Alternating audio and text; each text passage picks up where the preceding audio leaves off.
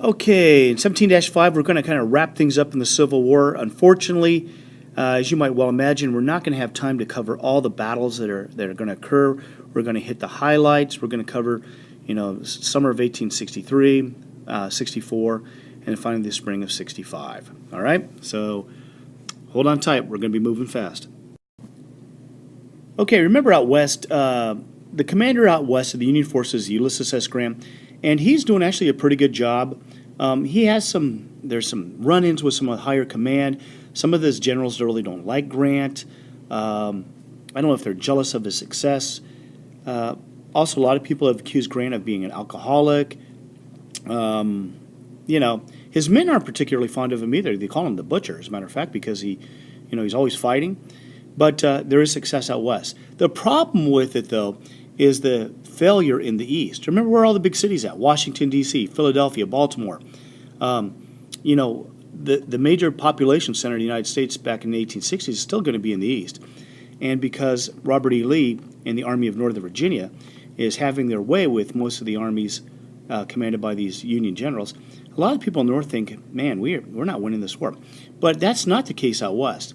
Ulysses S. Grant is doing pretty well. He's won the Battle of Shiloh, and he's continuing his march down the Mississippi River. Remember, part of the Operation Anaconda is to cut the Mississippi River, or take the Mississippi River, which would cut the Confederate states in half. Well, he's doing a pretty good job, and the last holdout is the town of Vicksburg. Vicksburg, which is on the Mississippi River. So Grant is able to finally, after several attempts, get around Vicksburg. He actually starts attacking it from the rear, and he laid siege. Unfortunately, that should say siege right there in red. Right there. Siege, S-I-E-G-E, siege. All right?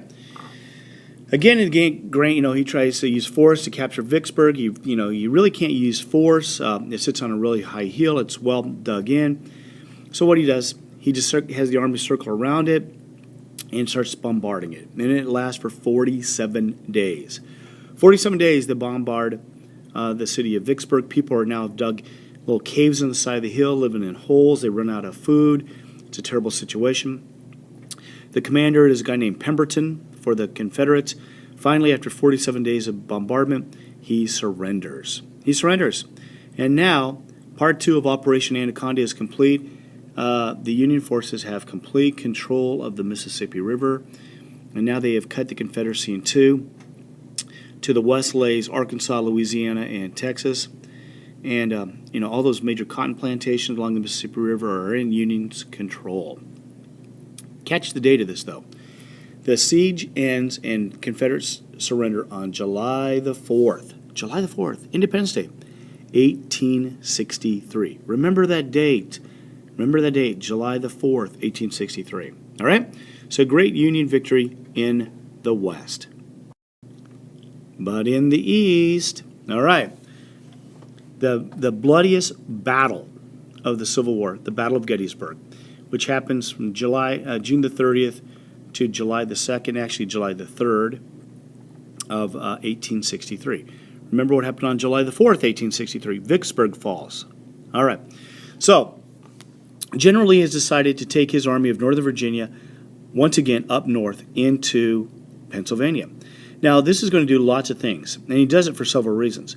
One of the most important things is it terrifies the North. Oh my God, what's Lee going to do?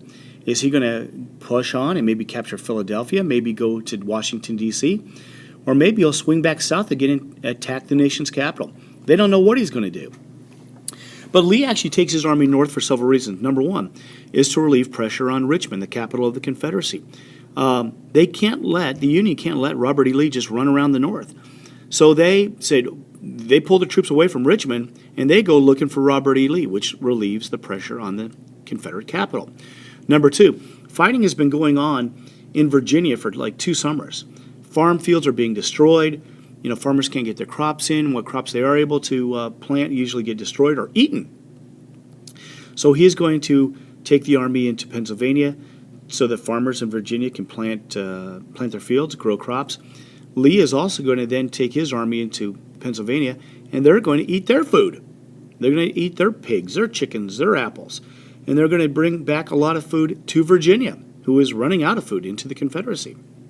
Live off the fat of the land of the North. Number 3, he also feels that if he could win a huge battle, get the Union Army out in the open and defeat them, keep them away from Washington, D.C.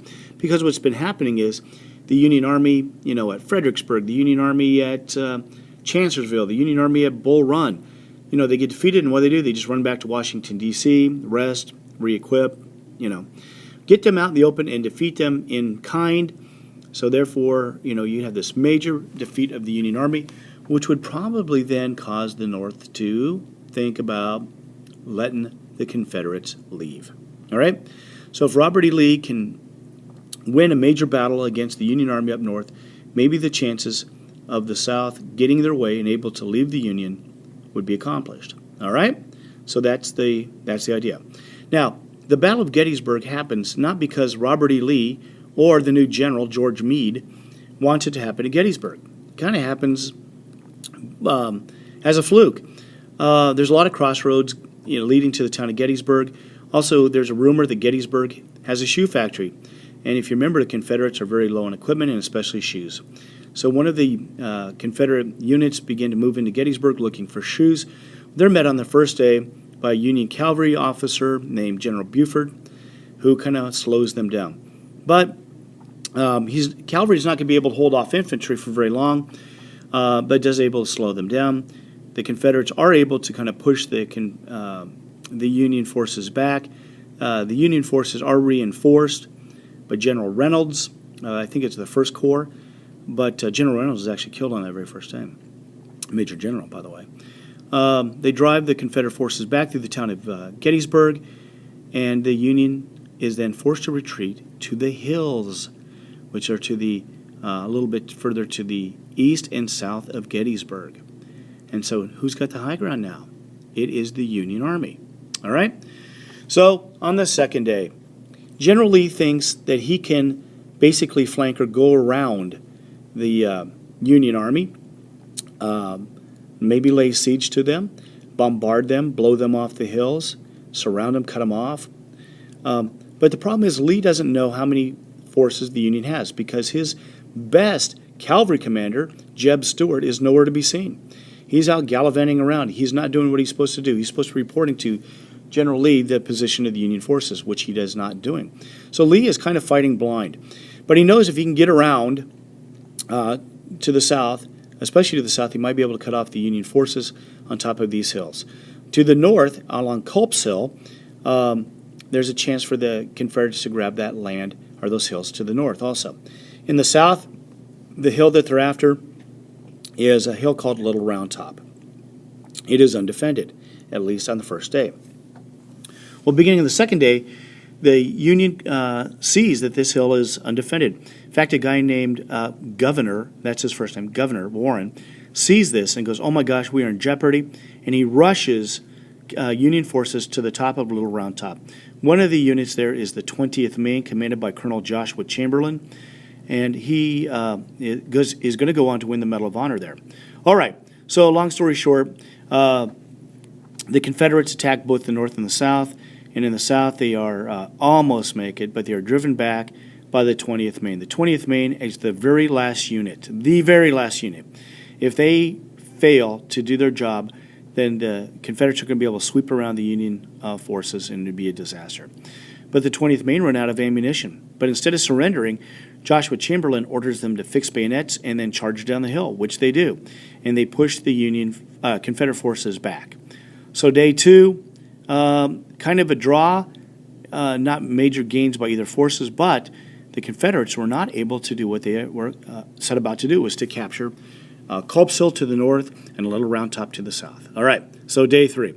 Robert E. Lee knows that General Meade has probably sent reinforcements both to the north and to the south to reinforce Culp's Hill and Little Round Top. So Lee thinks they're vulnerable in the middle. So he orders a charge. General Pickett, which is under Longstreet's corps, he orders them to march across this open field. It's about a mile and a half across, and attack right up the middle. And unfortunately for General Pickett and his men, it turns into a rout, a disaster. I mean, it is just 15,000 men are sent, and they are just mowed down. And from the Union, you hear cries of Fredericksburg, Fredericksburg. It's kind of the reverse of Fredericksburg on this time. General Pickett's men are destroyed. Pickett himself is not killed, but he said that old man, which he's talking about, Robert E. Lee, destroyed my division. All right? So day 3, it's over, and Robert E. Lee realizes that he can't go on. So he withdraws. He retreats. Now, what General Meade should have done was pursue him, but he does not. He lets Robert E. Lee escape once again back across the Potomac River into Virginia. All right? But the result is Confederates would never again invade the North, but over 50,000 people died. The bloodiest battle in the Civil War. Bloodiest battle in American history. Bloodiest battle ever fought in the Western Hemisphere. All right? And this was definitely, probably on that first day, was the high water mark for the Confederates. That was their glory. That was the end, and everything else is going to be kind of a downhill situation for the Confederates until they finally end up defeated. All right? So let's keep going. So after the Battle of Gettysburg is over, in November of that year, Abraham Lincoln comes to, dedicate a national cemetery to the men that have died there. And, he really sets the course. The speech only lasts about 2.5 minutes. The guy that spoke in front of Abraham Lincoln spoke for like 2.5 hours. Nobody remembers a thing he said. But Abraham Lincoln really encapsulates what this war is about. And this is what's written on the screen. It says, "We are highly resolved that these dead shall not have died in vain, that this nation, under God, shall have a new birth of freedom, and that the government of the people, by the people, for the people, shall not perish from the earth." All right? So that's the end of that Gettysburg Address. So what he's saying is that these men haven't died in vain, that these men who gave their last, the ultimate measure, haven't done so for nothing, that their death is going to help ensure that our nation has a new birth of freedom. Freedom for all the people. That up until this time, guys, this is really, only certain people had freedom. 4.5 million people are enslaved. But this war is going to preserve the Union and grant freedom to the slaves. All right? Okay, so, they're going to look at General Meade. And General Meade, even though he was able to defeat Robert E. Lee at Gettysburg, people are still very upset with him for the fact that he didn't pursue and hound General Lee and destroy him once and for all. Again, you've seen a common denominator with all these Union generals for the North is that they seem to be pretty passive, pretty wary. They need someone who will fight. And in the East, they don't have that guy. But in the West, General Grant fights. So General Grant, after the victory at Vicksburg, by the way, that happened the day before, the day after the Battle of Gettysburg, Vicksburg falls on July the 4th. So the nation's excited. Think about it, okay? Finally, we have General Grant capturing Vicksburg on July the 4th, and we have Robert E. Lee's defeat at Gettysburg on July the 3rd. So now the nation begins to really think, oh my gosh, this is great. We might win. We should be winning anyways. So Grant is promoted to the general of all the armies of the Union. But he heads east, kind of overseeing General Meade. General Meade is still going to be there, but really is General Grant, honestly. All right? So Grant has a plan. Grant's plan to end this war is a little bit drastic. All right? He says that he is going to fight a total war. Total war. We're going to destroy the South's ability to fight. That means we're going to destroy everything that might be useful. Everything. Every cow, chicken, building, farmhouse, factory, and we're going to destroy it. Destroy it as we go. Because the people are still supporting the war effort. The people are still feeding the Northern Army or the Southern Army. So if we destroy their ability to support this army, then the army will collapse. But this is very drastic, isn't it? All right? So how Grant decides to do this, he's going to send General Phil Sheridan and his cavalry into Virginia's Shenandoah Valley. And they're going to destroy everything, all the farms, all the livestock, every field. They just burn it down. They kill all the cows, kill the chickens. In fact, it's said that a crow flying over the Shenandoah Valley couldn't find a morsel of grain. All right? And then, a little bit further south, Grant orders General Sherman to capture Atlanta, Georgia, and then march to the coast. And just like Sheridan's doing up in Virginia, Sherman's going to do this all through Georgia. Sherman's army marches to the sea, and it destroys everything in its path. Railroad tracks, livestock, farms, bridges, anything that could support the Confederate Army. Once he gets to Savannah, he then turns north and starts marching through South Carolina. Eventually, if you think about it, so you have Phil Sheridan coming down from the north through the Shenandoah Valley, and General Sherman coming up north out of Georgia through the Carolinas, kind of pinching both directions on the Army of Northern Virginia led by General Robert E. Lee. All right? So that's the plan for ending the war. It's called total war. Okay, so here's a map of this, by the way. All right, so we got Sherman. He comes out of Chattanooga, and he captures Atlanta all the way down to Savannah, where then he's going to turn north. And by the way, what's interesting to me is everybody knows and everybody talks about, the march to the sea through Georgia, but what he does in South Carolina is actually, even worse. And I think it's because South Carolina, if you think about it, they're the first state to leave. They're the first state to fire a shot. They seem to be the most rebellious of all the naughty children of the South. And he really takes revenge on them, okay? He then goes through South Carolina and then up into North Carolina. In the meantime, Phil Sheridan is going down in the Shenandoah Valley, this direction. Remember, General Lee is trying to protect Richmond right there, all right? So he's being cut off. All right, so there's your map. Oh, by the way, you might notice that, these ships out here, it's all blockaded. The Union Army has captured the Mississippi River. So, even though it's taken a lot longer than people imagined or people thought, the Union's plan is starting to fall into place. Okay, now we need to talk about the election of 1864. All right, Abraham Lincoln is up for re-election, and I got to tell you the truth. Nobody, including Lincoln himself, thought he's going to win re-election. A lot of people are upset. A lot of people are like, how long is this war going to last? How many men do we have to lose? How much of our national treasure are we going to have to spend? Lincoln can't get this job done. And people really believe that, man, this is, they need another guy. And guess who the candidate is that runs against him? George McClellan, the commander that Lincoln has fired twice. And remember, I told you that men loved George McClellan. The men loved him. All right, so the choice is this. McClellan goes, if you elect me president, I will end this war. I'll end it. It'll be over. The South can go. South can go. And Lincoln says, vote for me, and I will continue this war until it's completed. Now, if you're a soldier, what would you think? All right? So you got a couple different points of view. I could vote for George McClellan and maybe get to go home. And if I vote for Lincoln, I'm going to have to continue to fight and maybe die. But can you imagine all the sacrifice, all the hardships, all the people they've seen die for nothing if they vote for McClellan? All that suffering, all of that, trial and tribulation they've gone through would be for nothing.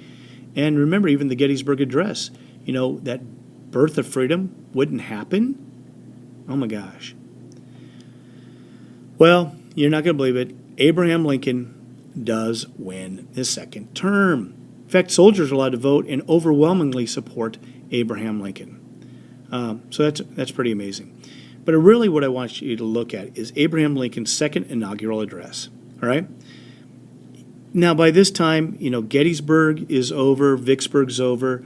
The South is really beginning to crumble. Sherman is destroying the South. Sheridan is destroying the Shenandoah Valley. And really, for all intents and purposes, everybody's pretty sure this war is going to end with the Union victory. So Abraham Lincoln, in March of 1865, because remember the election is in November of 1864, he takes office in March. That's when they used to have the inauguration, was in March. But look at his words. With malice towards none. None. With charity for all. When he says all, he means all. People in the North, people in the South. Let us strive to bind up the nation's wounds, to do all which may achieve a just and lasting peace among ourselves and with all nations. Boy, he's a better man than me, because I'd be like, boy, as soon as we win this war, man, we're going to punish those rebels. We're going to, no, not Lincoln. With malice towards none, with charity for all. And he means that. I really believe that that's what it would have happened, okay? But unfortunately, as you guys probably will imagine, he's not going to live for much longer, all right? But Abraham Lincoln was reelected in November of 1864, defeating George McClellan. And the war is going to continue until it's done. Okay, after the Battle of Gettysburg, 1863, you see that General Lee was retreated back out of Maryland into Northern Virginia, and he is pulling back. But guess what? Unlike all these other Union generals that have faced General Lee, Grant doesn't pull back. If you look at the victories, though, the Battle of Wilderness, Confederate victory. Battle of Spotsylvania, Confederate victory. Battle of Cold Harbor, Confederate victory. All right? But Grant keeps coming. Each time General Lee's army keeps getting smaller and smaller and smaller. They have very little supplies, little food, right? And Grant's army will just keep fighting. And you always see, as soon as Lee pulls back, Grant rushes to try to get ahead of him. Grant rushes to get ahead of him. All right? So what happens? In June of 1864, and this is where I wish I could have talked about this before the election of 1864. There's a siege at Petersburg. And the Petersburg siege lasts for nearly 10 months. 10 months. So June of 1864, General Grant has laid siege to Petersburg, just like he laid siege to Vicksburg. And then it drags on. June, July, August, September, October, November. Remember, in November is the election. And that's why people thought Lincoln had no chance. Because now, once again, even Grant looks like he is bogged down against General Lee. But finally, in April of 1865, they're able to finally capture Petersburg. Petersburg just lays right outside of Richmond. They have the Battle of Five Forks there in early April of 1865 as well. And now Richmond is captured. Richmond is captured. And now General Lee's only hope is to get to the west of the Appalachian Mountains, where he hopes to kind of meet up with some Confederate forces to the west of the Appalachians, and he begins to retreat as fast as he can, right? But General Grant's men are right on his tail again, and they swing around General Lee, and they come to a place called Appomattox Courthouse, where General Lee finally realizes that it's no longer wise, it's no longer beneficial, nothing further can be done other than to surrender. Anything else would just be simply murder. Murdering of his own men, probably. All right? So General Lee surrenders to General Grant at Appomattox Courthouse on April the 9th, 1865. Yep. Okay, so as I said, Lee's army is trapped by Union forces at Appomattox Courthouse, knew his troops would be slaughtered if they kept fighting. And like I mentioned before, he surrenders on April the 9th. Now, Grant, probably listening to President Abraham Lincoln and what he said, Grant offers really generous surrender terms, all right? Soldiers are required to turn over their rifles. Yes, you must turn over your rifles. But officers are allowed to keep their pistols. Soldiers who have horses can keep their horses, right? Why? Because they're going to need these horses to probably farm and grow a crop, feed their families. Grant ordered that each officer and man will be allowed to return to his home. Did he order him into a prison camp? No, he just basically said, turn over your weapons, officers, keep your pistols, men, if you have horses, keep them, and go home. It's over. Go home. I mean, that's pretty generous. So now let's look at the Civil War, and it's a turning point in American history. You know, the war was the greatest thing that's ever happened to our nation. When I say great, I don't mean best. I'm talking about the most important event in our nation's history. More important than World War II, more important than even the Revolutionary War, if you think about it. You know, it's our people against our people, and we are really defining what our country is, what it stands for, what it believes in. Okay, but the toll is immense. Right? To this day, no war has ever resulted in more deaths. You know, about 750,000 men are going to die. Way more, you know, we lose 400,000 in World War II, 56,000, 58,000 in Vietnam. So this is a huge cost. But look at the economic cost, all right? This one blows my mind. In those 4 years, from 61 to 65, they spent more than 11 times the entire amount the federal government spent between 1789 and 1861. 11 times that amount to fight this war. That is amazing. Okay? Balance of power changed. The Democratic Party really begins to lose influence, and the Republican Party grew stronger. But Americans see themselves differently now. Remember, think about Robert E. Lee. He sees himself as a Virginian, not as an American, and that is going to start to fade away. No longer is this going to be a confederation of states, but we are the United States, one nation. We are all Americans. And the power of the federal government grew. Remember, a lot of people believe in strong states' rights. People in the South believe in strong states' rights. But the power of the federal government is going to grow under the Civil War. And obviously, the most important thing is the end of slavery in the United States. Millions of African Americans gained their freedom. So finally, let's look at the Civil War. What are the causes of the Civil War? Well, the issue of slavery in the territories divided the North and South, especially the Mexican Cession. All right? Once they get that land, both sides look at this. The South sees it as a possibility to expand slavery. The North sees a chance to keep slavery confined. Abolitionists want slavery to end. The South began to fear that it will lose power in the national government when these free states are added. The South begins to talk about secession, and when Lincoln is elected, they take that threat and take the next step, and they carry it out. The Southern states begin to secede after Lincoln's election. And then the Confederates at Fort Sumter bombard the fort, and the Civil War is on. All right? So what's the effect? Because those are the causes. Here's the effect. Well, Lincoln issues the Emancipation Proclamation after the Battle of Antietam. Northern economy really booms, especially in manufacturing and in farm equipment. The South loses the cotton trade with Great Britain due to two things. Number one is the blockade by the Union forces, and number two is because they cut off trade, hoping to force Great Britain to support them. The next, it is the total destruction of the South.